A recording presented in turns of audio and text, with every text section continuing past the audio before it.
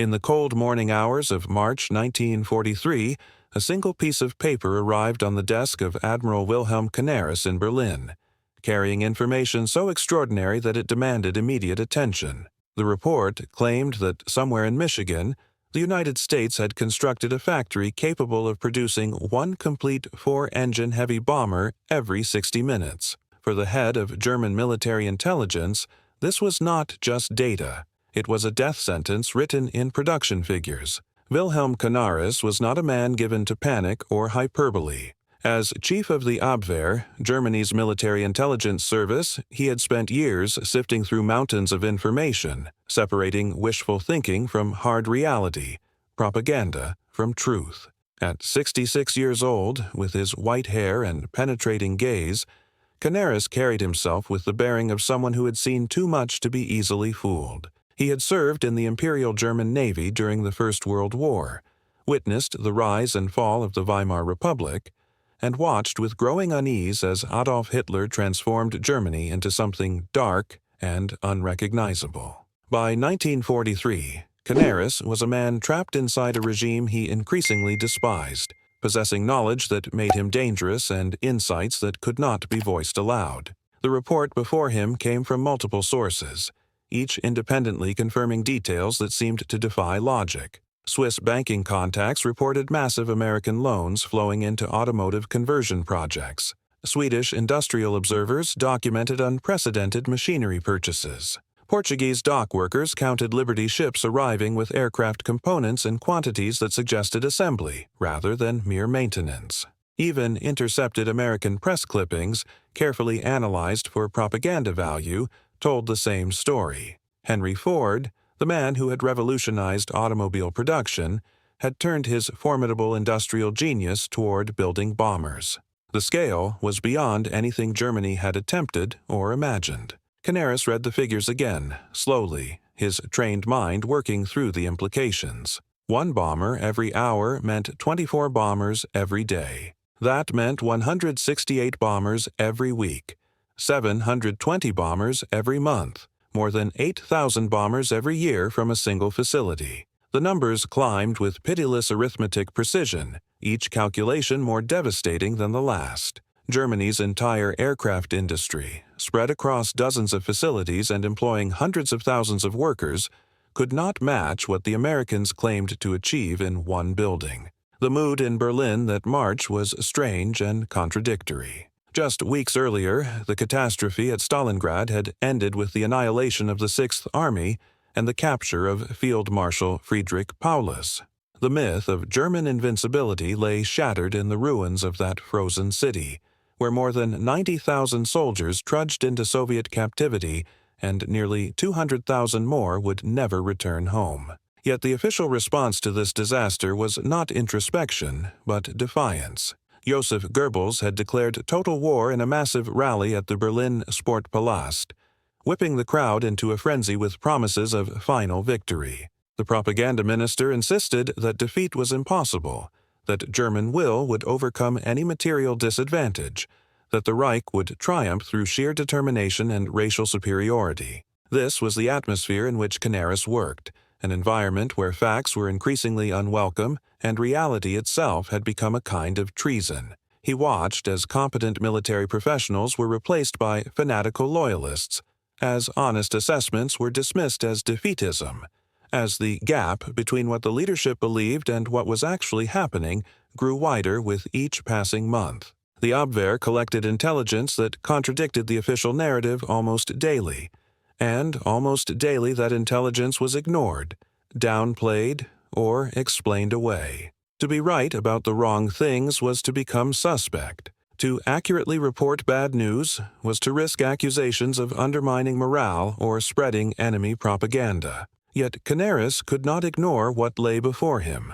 If the Americans truly possessed this capability, if they could indeed produce heavy bombers at such a rate, then the mathematics of the war changed completely.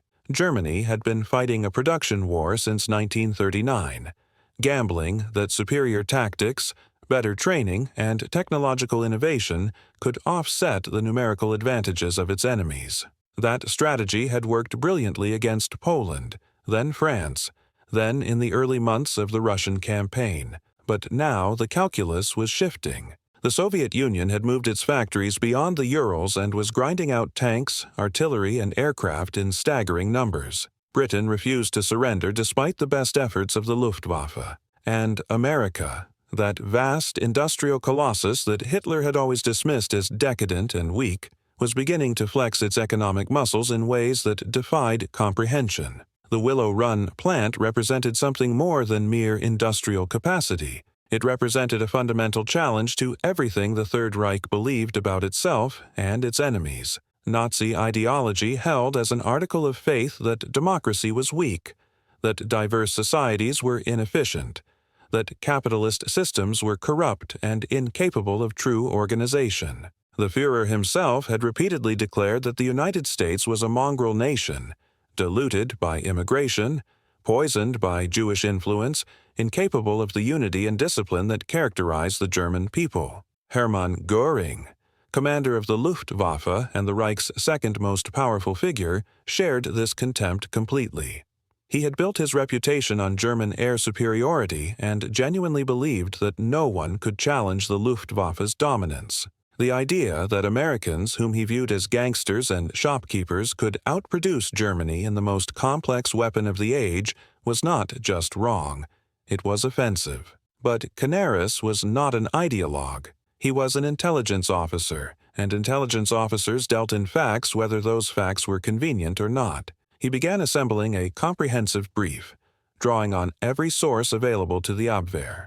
What emerged was a picture so clear and so damning that it demanded attention at the highest levels. The story had begun 2 years earlier, in the early months of 1941, when America was still technically neutral, but clearly preparing for war. The Ford Motor Company, recognizing that automobile production would eventually be converted to military needs, began exploring how its famous mass production techniques might be applied to aircraft manufacturing.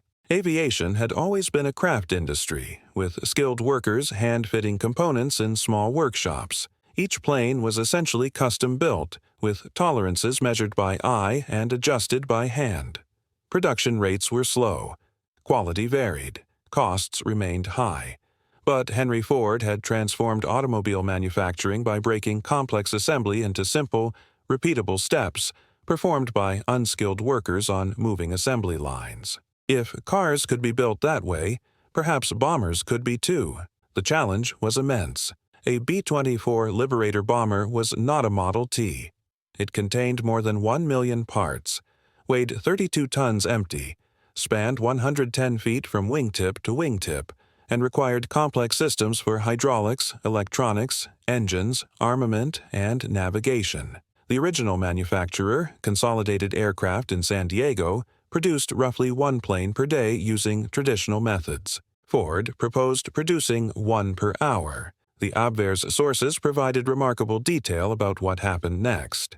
In January 1941, Charles Sorensen, Ford's production chief and Henry Ford's most trusted lieutenant, traveled to San Diego to observe B-24 production firsthand. What he saw horrified him. Workers swarmed over stationary airframes like ants, each performing specialized tasks in no particular order. There was no flow, no rhythm, no efficiency. Parts were manufactured off-site and delivered unpredictably. Components often did not fit and required hand filing. Whole sections would be assembled, then disassembled when someone discovered a problem. It was exactly the kind of chaos that Ford had eliminated from automobile production decades earlier. Sorensen returned to Michigan convinced that aircraft production could be revolutionized, but it would require a factory unlike any ever built. It would need to be enormous, housing a single assembly line so long that a bomber could enter as scattered components and emerge at the other end ready to fly. It would need multiple levels to allow subassemblies to be prepared simultaneously and fed into the main line at precisely the right moment. It would need to be modern, using electric lighting, climate control, and overhead conveyors to move parts without human effort. Most importantly, it would need to be Ford, embodying the company's philosophy of breaking complex tasks into simple motions that anyone could learn and repeat. The man chosen to design this marvel was Albert Kahn, already famous as the architect of industrial America. Kahn had designed more than 1,000 factories for Ford, General Motors, and other clients, perfecting the use of reinforced concrete and steel to create vast, open spaces flooded with natural light.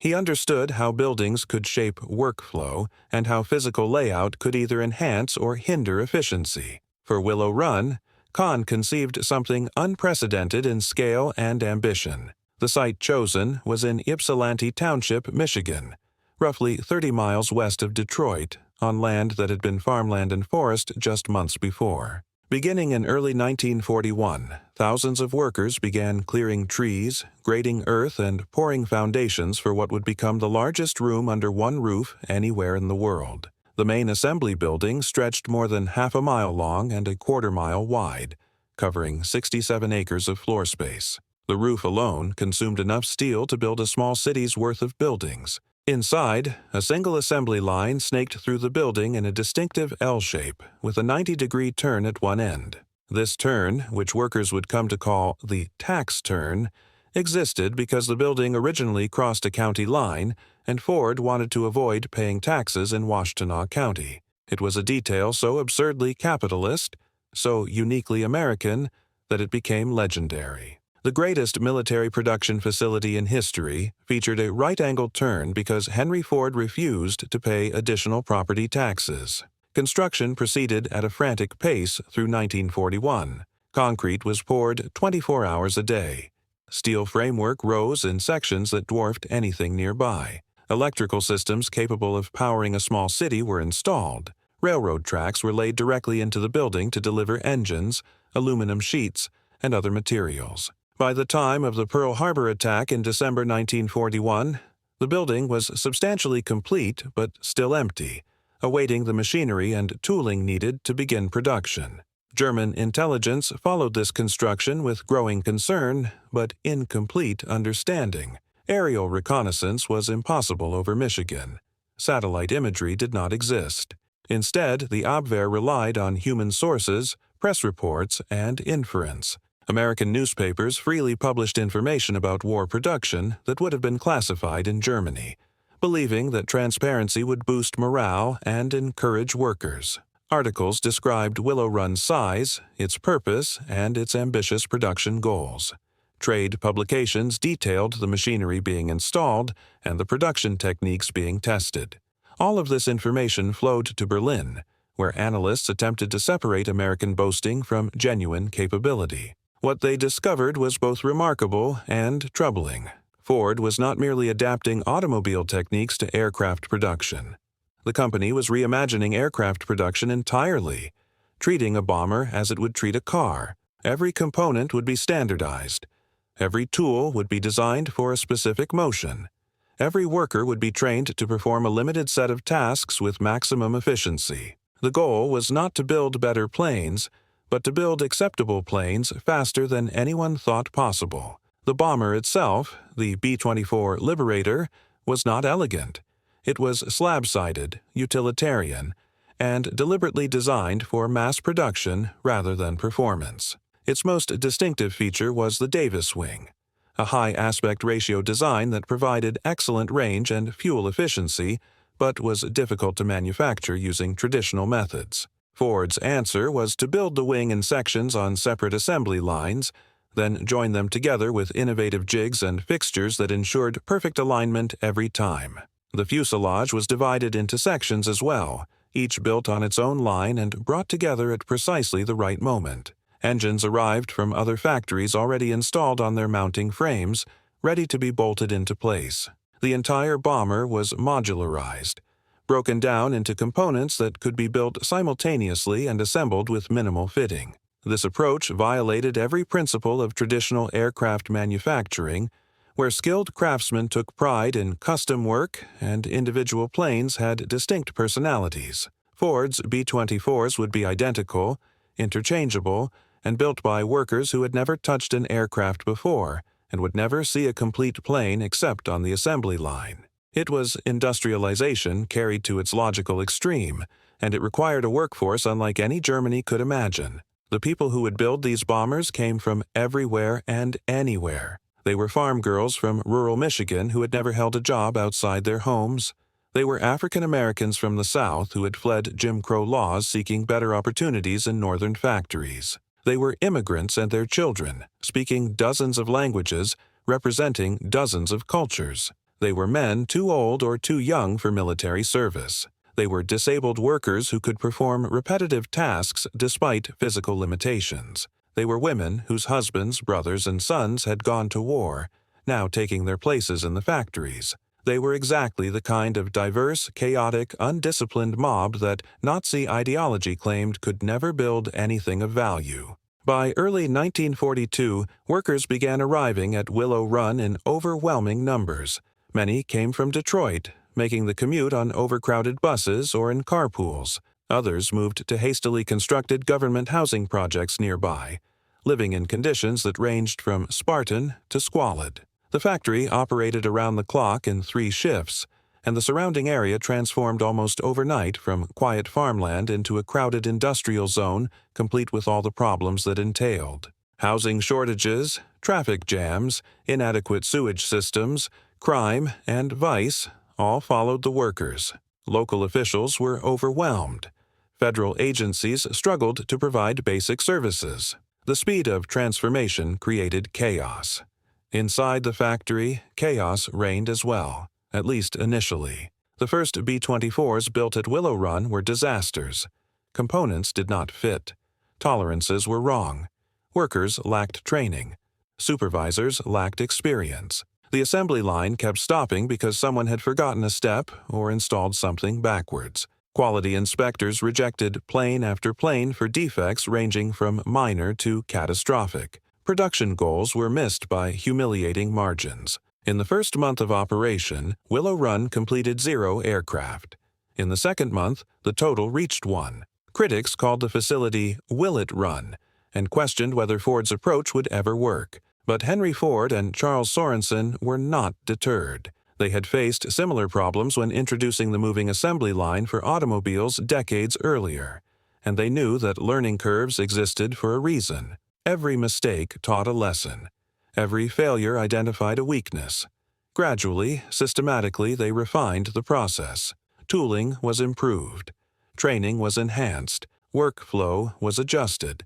Problem areas were identified and corrected. Workers who could not adapt were replaced by workers who could. Supervisors who resisted the Ford method were removed. The company applied its accumulated expertise in mass production ruthlessly and without sentiment. One critical innovation was the extensive use of women workers, whom Ford management initially regarded with skepticism, but eventually came to value highly. Women proved especially adept at detail work, electrical assembly, and quality inspection. They were patient, careful, and less prone to the kind of ego-driven shortcuts that sometimes plagued male workers from traditional manufacturing backgrounds. As women demonstrated their capabilities, they were promoted into positions of greater responsibility, training new workers, leading teams, and even managing sections of the line. This was not done out of any particular commitment to equality or feminism. It was done because it worked, because the factory needed workers, and because Ford's production philosophy held that anyone who could perform a task efficiently was valuable regardless of gender, race, or background. The integration of African American workers proceeded more slowly and faced significant resistance. Michigan was not the South, but racial prejudice existed nonetheless. Many white workers refused to work alongside black workers. Some walked off the job when African Americans were hired. Fights broke out. Management had to balance production needs against social reality, and the result was an imperfect compromise. Black workers were hired in significant numbers but often segregated into specific departments or shifts. They faced discrimination in housing, in transportation, and in opportunities for advancement. Yet they were there, building bombers, earning wages that exceeded anything available in the agricultural South, and proving that supposedly inferior races could master complex industrial tasks just as well as anyone else. For German intelligence analysts, the composition of Willow Run's workforce represented a puzzle that undermined fundamental Nazi beliefs. How could a factory staffed by women, minorities, immigrants, and the disabled possibly outproduce German facilities staffed by Aryan males? The answer was supposed to be that it could not, that racial superiority would manifest in superior production, that a mongrel workforce would create inferior products or collapse into chaos. But the intelligence clearly showed otherwise. Willow Run was not collapsing. It was learning. And by mid-1943, it was succeeding. Production numbers climbed steadily through late 1942 and into 1943. 5 planes per month became 10, then 20, then 50. The assembly line achieved a rhythm. Workers learned their roles. Problems were solved before they became crises. And in March 1943, Willow Run reached a milestone that German intelligence had been tracking with mounting dread. The plant produced its first bomber in less than 1 hour of assembly time. It was not yet able to sustain that rate continuously, but the fact that it had achieved even once what had seemed impossible meant that sustained production at that rate was only a matter of refinement and practice.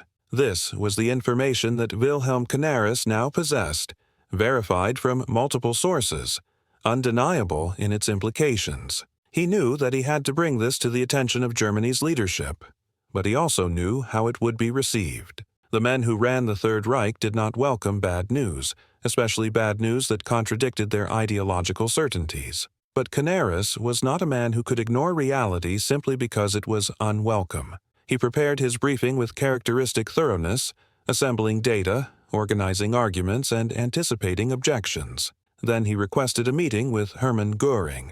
Göring, by 1943, was a grotesque shadow of the man who had once been a genuinely accomplished fighter ace in the First World War. Morphine addiction, gluttony, and vanity had transformed him into a figure of almost comic proportions, a man who wore outlandish uniforms encrusted with medals, who collected art looted from across Europe, who lived in obscene luxury while ordinary Germans endured rationing and bombing. Yet he remained powerful, protected by his position as Hitler's designated successor and by his absolute loyalty to the Führer. The Luftwaffe was his personal domain, and he guarded it jealously against any suggestion of weakness or failure. Canaris met with Göring at Kehrenhall, the Reichsmarshal's sprawling estate north of Berlin, named after Göring's first wife. The meeting took place in a room filled with stolen masterpieces, beneath Renaissance paintings and medieval tapestries that had once belonged to Jewish collectors or foreign museums.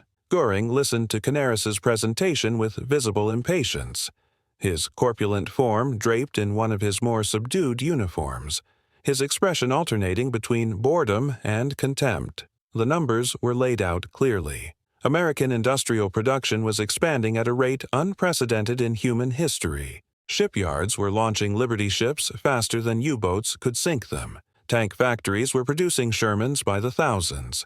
Aircraft plants were multiplying rapidly across the country, and Willow Run represented merely the largest and most advanced of these facilities. Within a year, possibly sooner, American bomber production would exceed Germany's ability to defend against it. The Luftwaffe's fighter forces, already stretched thin between the Eastern Front and defending the Reich, would be overwhelmed by sheer numbers. Göring's response was immediate and dismissive. He waved a jeweled hand in the air as though brushing away an insect. The Americans, he declared, were not a warrior race. They were shopkeepers and film producers, capable of making refrigerators and automobiles, but entirely lacking the discipline and technological sophistication required for military aviation. Their pilots were untrained. Their tactics were crude. Their aircraft were inferior copies of European designs. The idea that Ford Motor Company, which made cheap cars for the masses, could build heavy bombers superior to German designs was absurd. The whole report, Göring suggested, was probably Allied disinformation designed to demoralize German leadership and inflate American capabilities. Canaris insisted on the reliability of the sources. He explained how the information had been verified through multiple independent channels. He walked through the mathematics again, showing how production at this scale would manifest in operational reality. Within months, American bombers would appear over Europe in unprecedented numbers. Within a year, the sky would be black with them. Germany's industrial capacity, already strained by the demands of the Eastern Front, could not match American output in any category. This was not defeatism or propaganda. This was arithmetic. But Goering would not hear it. He grew angry, his face reddening, his voice rising. He accused Canaris of being infected with defeatism, of allowing enemy propaganda to cloud his judgment, of failing to understand that will and courage mattered more than industrial statistics. The Luftwaffe, he insisted, would meet any challenge. German pilots flying German aircraft would sweep the skies clean of American intruders. German fighters were superior. German training was superior. German fighting spirit was superior. Numbers meant nothing when quality mattered everything. The meeting ended badly, with Goering dismissing Canaris and his report, but the head of the Abwehr was not surprised by this reception, and he was not finished. If Goering would not listen, perhaps Hitler himself would. Canaris knew this was dangerous. The Führer was increasingly unstable, prone to rages, and deeply suspicious of anyone who questioned his judgment, but the stakes were too high to remain silent. Canaris arranged for the intelligence brief to be presented directly to Hitler through official channels. The briefing took place at the Wolf's Lair, Hitler's headquarters in East Prussia, sometime in April 1943. Canaris was not present, but accounts from those who were describe a meeting that followed a predictable pattern. Hitler listened to the intelligence with growing irritation, interrupting frequently with dismissive comments. The Americans, he declared, were incapable of understanding modern warfare. They were a mongrel nation, polluted by racial mixing, corrupted by democracy and capitalism. They had no military tradition, no warrior ethos, no discipline. Their production figures, if accurate at all, represented quantity without quality. Their bombers would be flying coffins. Their workers were women and blacks and Jews, completely unsuited for the demands of total war. When presented with the specific claim that Willow Run could produce a bomber per hour, Hitler erupted in genuine anger. This was impossible, he declared.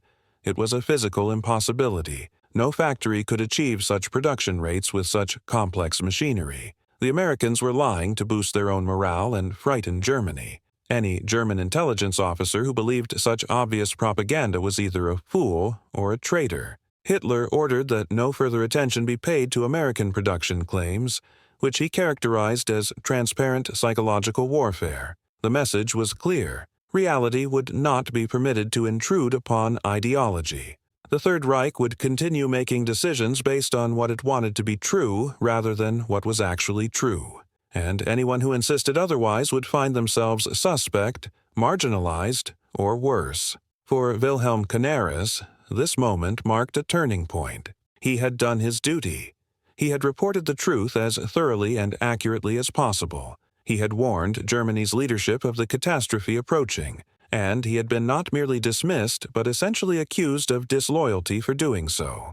The experience confirmed what Canaris had increasingly come to believe, that the Nazi regime was not merely evil but fundamentally delusional, that it existed in a reality of its own creation, and that it would ultimately destroy itself through its inability to acknowledge facts that contradicted its ideology. Canaris did not become less diligent in his work, but he became more careful about what he reported and to whom. He also became more actively involved in the resistance circles that had been forming within the German military since before the war. Groups of officers, diplomats, and officials who recognized the moral bankruptcy and strategic madness of the Nazi regime and who sought ways to end it before Germany was utterly destroyed. Canaris provided these circles with intelligence, with contacts, and with cover when possible. It was dangerous work that would ultimately cost him his life. Meanwhile, across the Atlantic, the prophecy that Hitler refused to believe was becoming undeniable reality. By summer 1943, Willow Run had achieved the sustained production rate that had seemed impossible just months earlier. The factory was now completing one B-24 Liberator every 63 minutes. Workers arrived in the morning, performed their assigned tasks with mechanical precision, and left knowing that another massive aircraft had rolled off the line during their shift. The building operated continuously, with the night shift picking up exactly where the day shift had stopped. The assembly line never truly stopped moving. Parts flowed in at one end, bombers emerged at the other, and the entire process had achieved an almost hypnotic rhythm. The scale remained difficult to comprehend even for those who worked inside it. The factory was so large that bicycles and even small vehicles were used to move between different sections. Supervisors drove golf carts along the assembly line to check on progress. Workers arriving for their shifts sometimes got lost in the vast interior. The building was so enormous that it generated its own weather, with clouds sometimes forming near the ceiling on humid days and rain occasionally falling inside the structure. Yet despite this almost surreal scale, the production process functioned with remarkable efficiency. Each B-24 began as raw aluminum, rubber, steel, and 1,000 other materials delivered by rail and truck. These materials flowed into specialized shops where they were transformed into components. The wings were manufactured in long sections on parallel assembly lines, with ribs, spars, and skins precisely fitted and riveted. The fuselage was built in 5 major sections, each assembled horizontally before being lifted and joined together. The tail section was manufactured as a complete unit. Engines arrived from Pratt & Whitney already mounted on their nacelles. Landing gear, hydraulic systems, electrical wiring, instruments, armament, and countless other subsystems were prepared on separate lines and brought to the main assembly at exactly the moment they were needed. The main assembly line was where the miracle occurred. The forward fuselage section arrived first, moving slowly on a wheeled dolly. Workers swarmed around it, installing controls, wiring, instruments, and armor plate. As it moved forward, the wing sections were brought in from the sides and attached with massive fixtures that ensured perfect alignment. The center fuselage followed, then the rear fuselage, then the tail section. At each station, specialized teams performed specific tasks. Some installed hydraulic lines, others mounted electrical systems. Still others fitted gun turrets or bomb bay doors. The work was coordinated with almost choreographic precision, each team completing their tasks just as the aircraft reached their position. The engines were mounted as the aircraft neared completion. 4 massive Pratt & Whitney R-1830 radial engines swung into place by overhead cranes and bolted to the wing mounts. Propellers were attached. Control surfaces were connected to their actuating mechanisms. Fuel tanks were installed and tested. By the time the bomber reached the end of the line, it was essentially complete, requiring only final inspection, testing, and delivery preparation. Quality control was rigorous despite the speed. Inspectors examined every joint, every fitting, every system. Problems were identified and corrected immediately. Aircraft that did not meet specifications were pulled off the line for rework. Ford's reputation for quality, earned through decades of automobile production, was applied to aircraft with the same uncompromising standards. The result was bombers that were not merely numerous but genuinely reliable. By the end of 1943, Willow Run was producing more than 400 B-24s per month. By early 1944, that figure exceeded 500. The factory had achieved and surpassed its design goals. The bomber every hour was no longer a promise or a hope. It was a measurable reality that showed up in production statistics, in delivery schedules, and in the skies over Europe. Other American factories were producing B-24s as well. Consolidated in San Diego, Douglas in Tulsa, North American in Dallas, and Consolidated in Fort Worth all built Liberators using more traditional methods at slower rates. But Willow Run alone accounted for roughly 40% of all B-24 production, turning out aircraft faster than all the other plants combined. And B-24s represented only part of American bomber production. Boeing was building B-17 Flying Fortresses. North American was building B-25 Mitchells. Martin was building B-26 Marauders. Douglas was building A-20 Havocs and A-26 Invaders. American factories were producing heavy bombers, medium bombers, light bombers, and attack aircraft in quantities that stretched the imagination.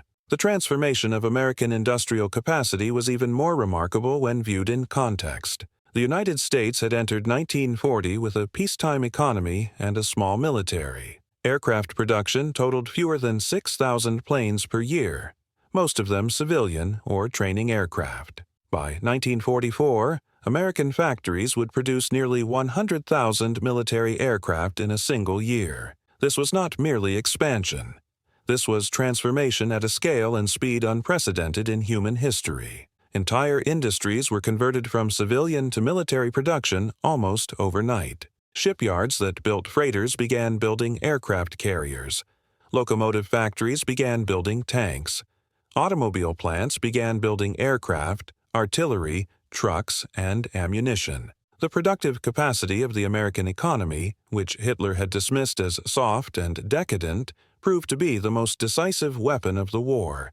And behind this production stood workers who violated every assumption of Nazi racial ideology. The women who built B-24s at Willow Run included former waitresses, teachers, secretaries, and housewives. The African-American workers included sharecroppers from Mississippi and factory workers from Detroit.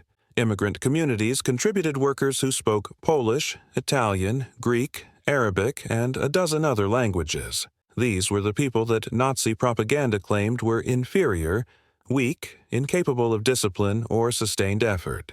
Yet they were building the weapons that would destroy the Third Reich, and building them faster and better than Germany could defend against.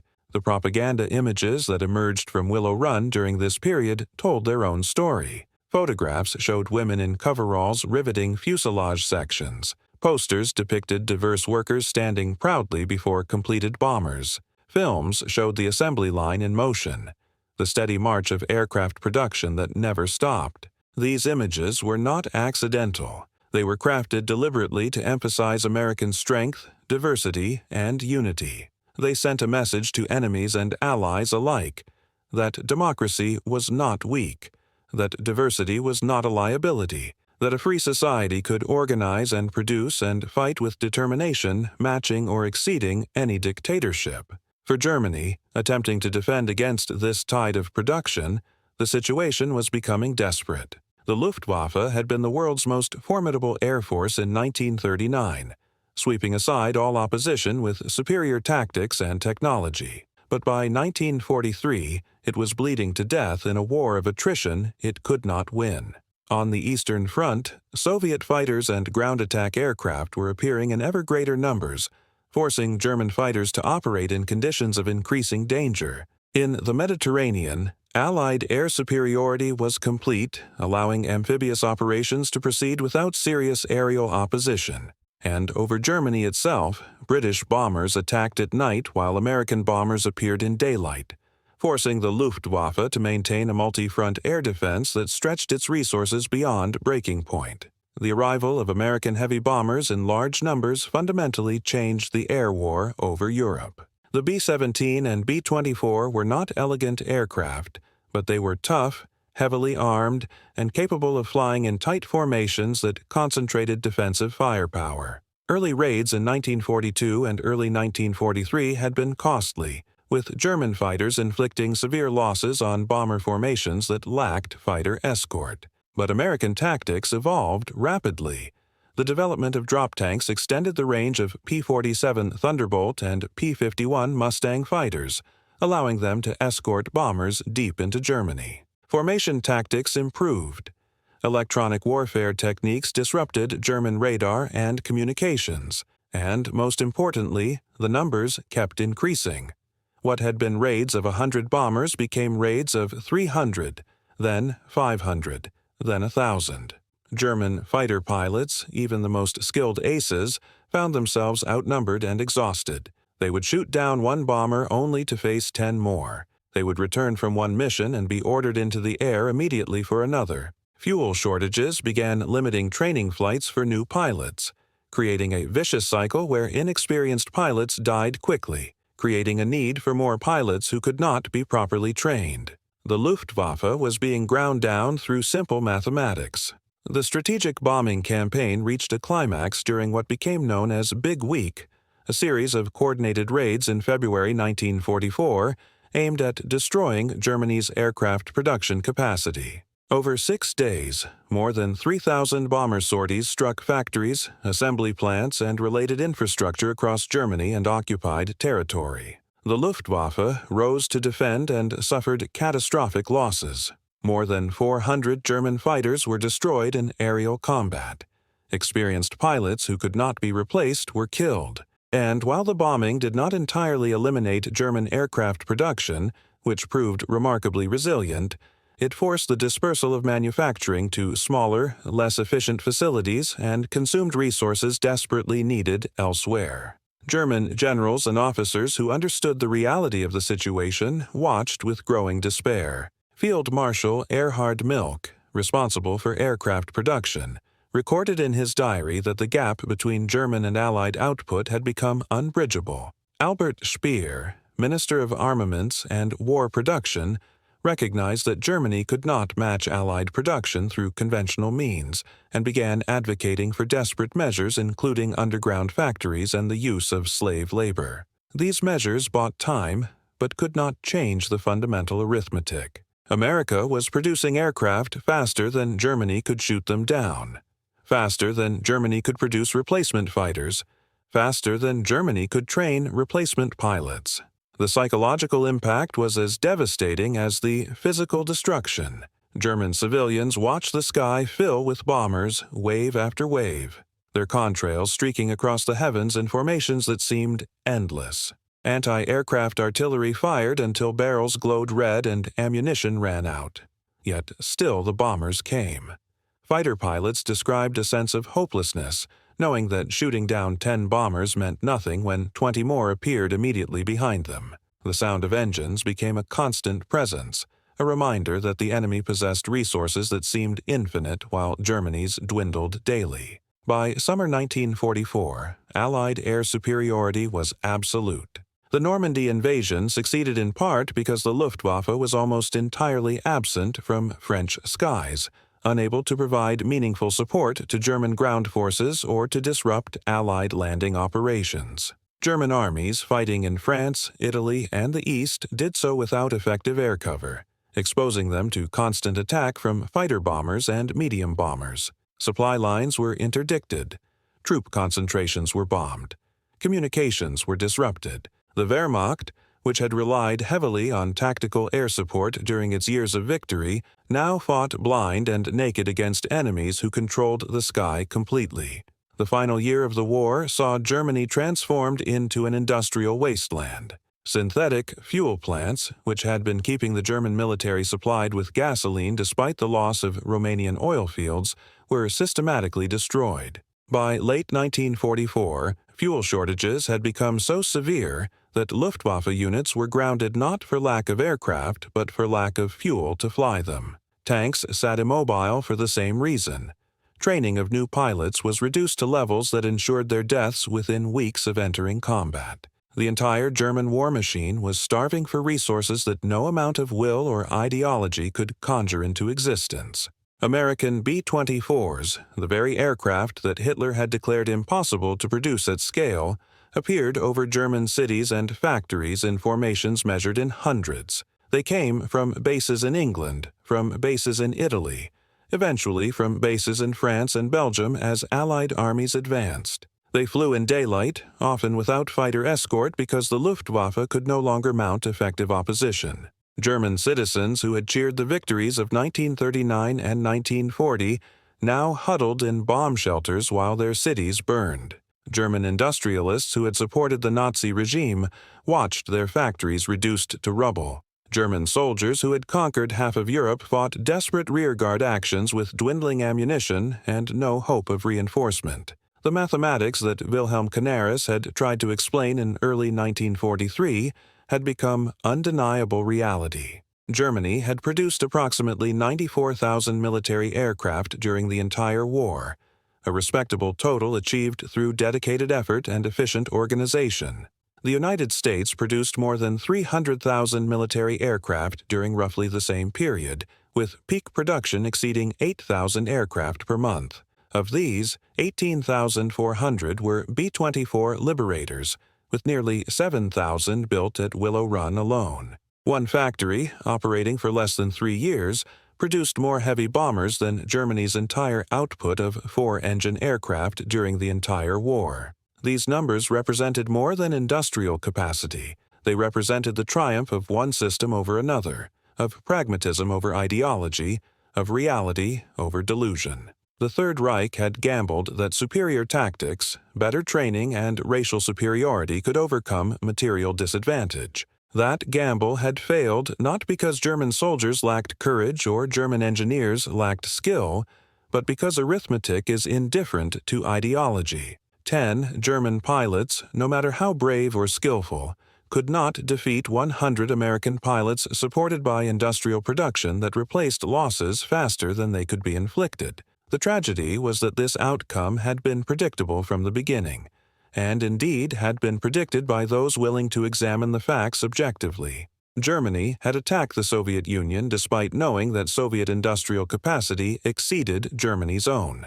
It had declared war on the United States despite knowing that American industrial capacity dwarfed that of all European powers combined. These decisions were made not out of strategic calculation but out of ideological certainty, a belief that will and racial character could overcome material reality. Men like Canaris had seen the truth and tried to communicate it, only to be dismissed, marginalized, and ultimately destroyed. By late 1944, Wilhelm Canaris was no longer head of the Abwehr. The intelligence service had been absorbed into the SS, and Canaris himself was under house arrest, suspected of involvement in the failed assassination attempt against Hitler in July. The suspicions were well-founded. Canaris had not directly participated in the plot, but he had protected conspirators, provided them with information, and done nothing to stop their plans. His long-standing doubts about the Nazi regime had evolved into active resistance,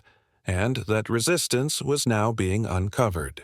In February 1945, documents discovered by the SS provided proof of Canaris's connections to the resistance. He was arrested, interrogated, and transferred to Flossenburg concentration camp in Bavaria. There, in the same facility where thousands of prisoners had been worked to death or murdered outright, the former head of German military intelligence awaited his fate. The end came on April 9, 1945, exactly 1 month before Germany's surrender. A drumhead court-martial convicted Canaris of treason based on evidence compiled by the SS. The trial was a formality.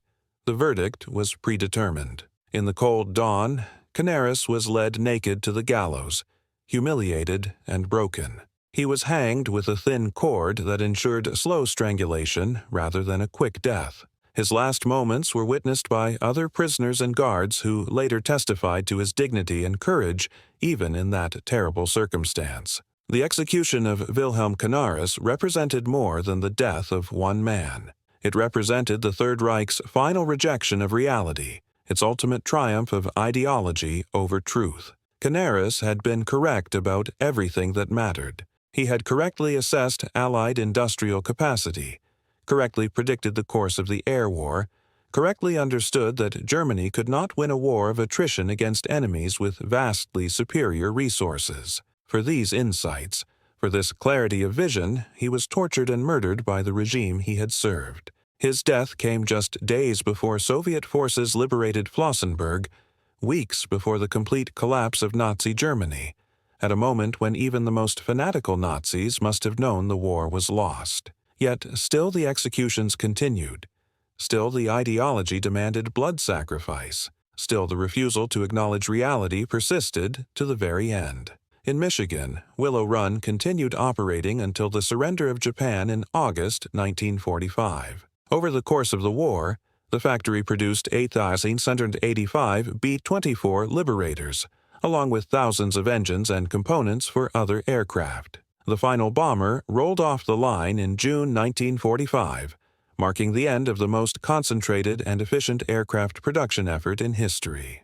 The building, that massive cathedral of industry that had seemed impossible to construct and impossible to operate efficiently, had exceeded all expectations and played a decisive role in the war's outcome. After the war, Willow Run was converted to various uses. Part of it became a Kaiser Frazer automobile plant. Later sections housed General Motors transmission production. The massive structure stood for decades, a monument to American industrial might and to the victory that industry had secured. Eventually, as economic conditions changed and automobile manufacturing moved elsewhere, the building fell into disuse and decay. In 2013, most of the structure was demolished despite preservation efforts. Only a small section remains today, preserved as a museum and memorial. Yet the legacy of Willow Run transcends the physical building. It stands as proof of several fundamental truths that the Second World War tested and confirmed. The first is that industrial capacity matters in modern warfare. Technology, tactics, and training are important, but production capacity ultimately determines outcomes when conflicts extend beyond initial campaigns into wars of attrition. Germany had superior tanks at various points in the war, but the Allies produced more tanks. Germany had skilled pilots, but the Allies produced more aircraft and more pilots. Germany had advanced technology in some areas, but technology without the industrial base to produce it at scale provides temporary advantage at best. The second truth is that diverse democratic societies can organize and produce as effectively as totalitarian states, and often more effectively. Nazi ideology claimed that discipline required dictatorship, that efficiency required racial homogeneity, that productive capacity reflected racial superiority. Willow Run disproved these claims definitively.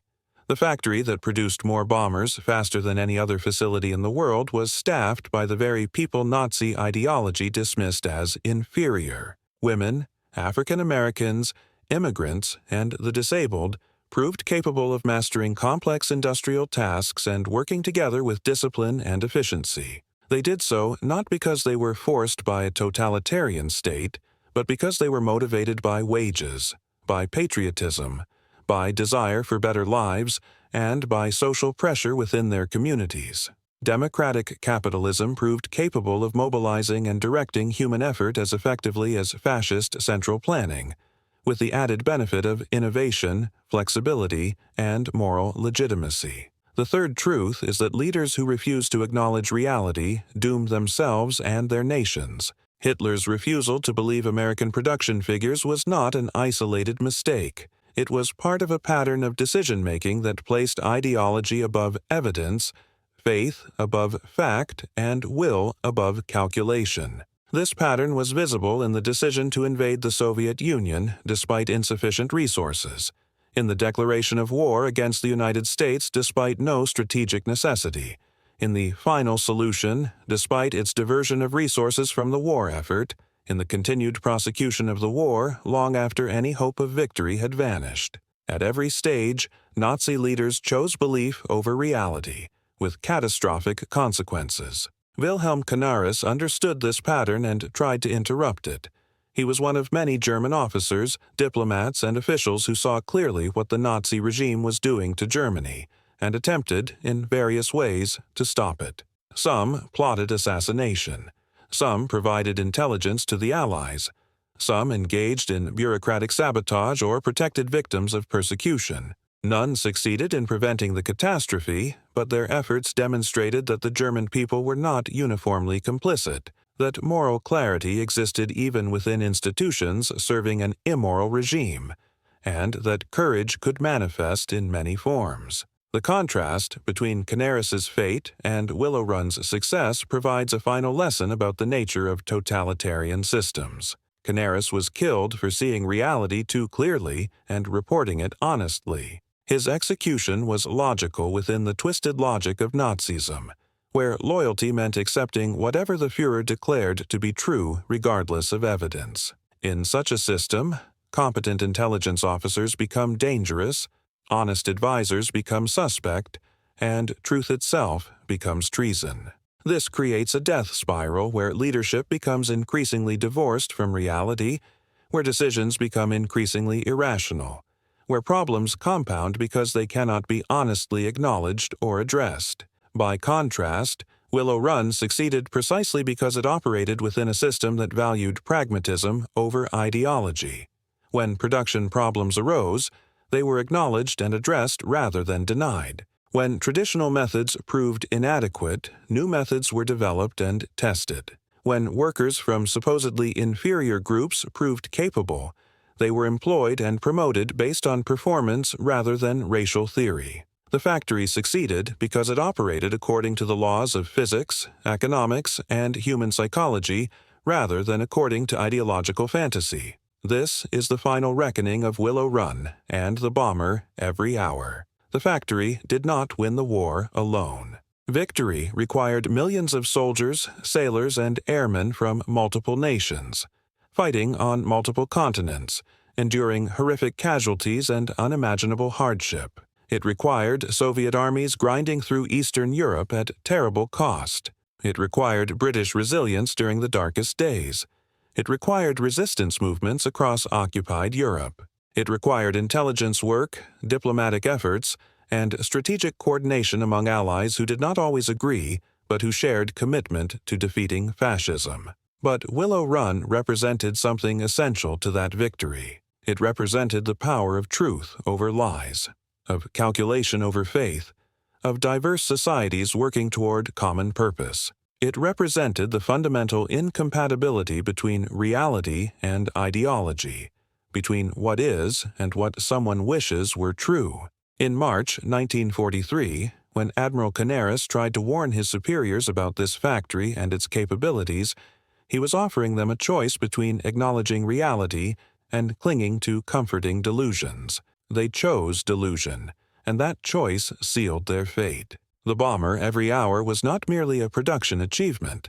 It was a philosophical statement. It demonstrated that free peoples, working voluntarily in a system that rewarded innovation and valued truth, could outproduce and ultimately defeat a totalitarian empire built on lies and racial supremacy. Every B-24 that rolled off the Willow Run assembly line was evidence against the ideological foundations of the Third Reich. Every woman who riveted a fuselage section contradicted Nazi theories about gender. Every African-American worker who assembled a wing contradicted Nazi theories about race.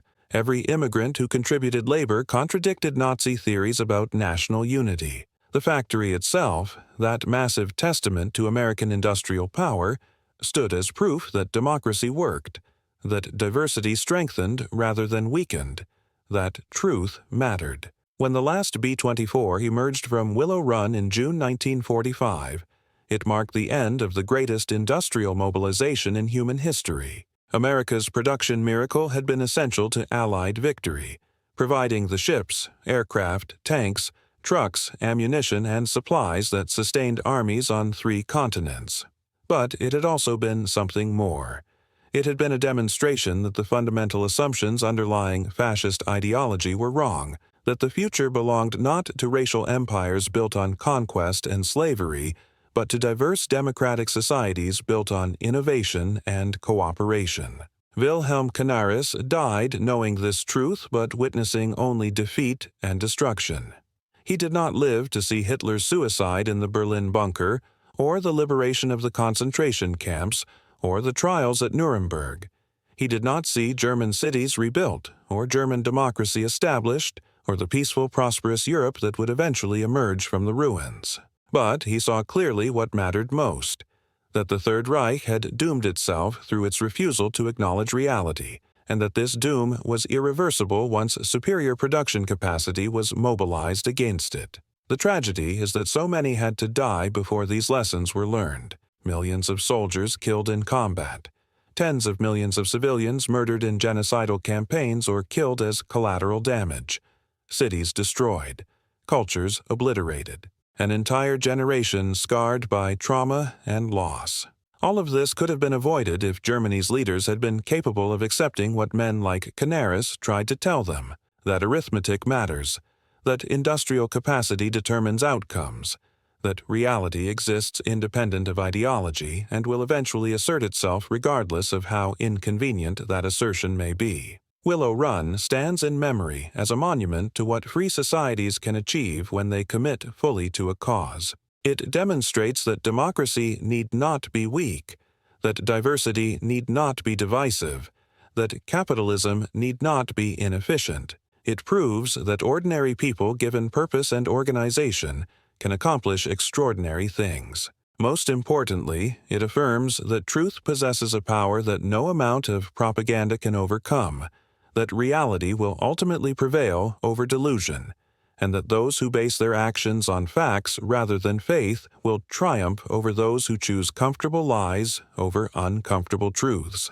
The bomber every hour defeated Hitler not because American workers were racially superior, but because they were free. Not because they were perfectly unified, but because they were united in purpose despite their differences. Not because they lived in a perfect society, but because they lived in one capable of acknowledging and correcting its flaws. The factory worked because it was grounded in reality. The Third Reich failed because it refused to be. That is the lesson of Willow Run, written in aluminum and steel, forged in the skies over Europe, and paid for in blood across a continent. Some truths cannot be ignored forever. Some facts cannot be denied, regardless of how desperately leaders wish otherwise. And some lies, no matter how often repeated or how fervently believed, will eventually collide with reality in ways that prove catastrophic for those who chose delusion over truth. The bomber every hour was never just about production rates or industrial efficiency. It was about the fundamental nature of power in the modern world, about whether societies would be organized around truth or lies, about whether the future would be shaped by evidence or ideology. In that contest, Willow Run and everything it represented emerged victorious. The factory is gone now, demolished and forgotten by most. But the principles it embodied remain relevant wherever truth confronts lies, wherever democracy faces dictatorship, wherever those who see clearly must decide whether to speak or remain silent. Wilhelm Canaris spoke and died for it. Willow Run's workers built and changed the world. Both deserve to be remembered not merely as historical facts, but as examples of what courage, competence, and commitment to truth can achieve even against the most terrible odds. If you found this deep dive into history valuable, please consider subscribing to Archive WW2, hitting the like button, and sharing this documentary with anyone interested in understanding how industrial reality defeated ideological fantasy in the most consequential conflict of the 20th century. More untold stories from the Second World War are coming soon.